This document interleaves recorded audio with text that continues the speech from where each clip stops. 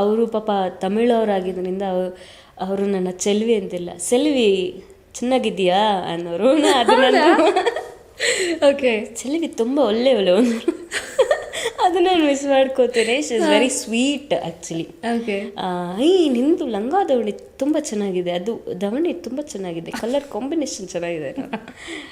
She is very cute.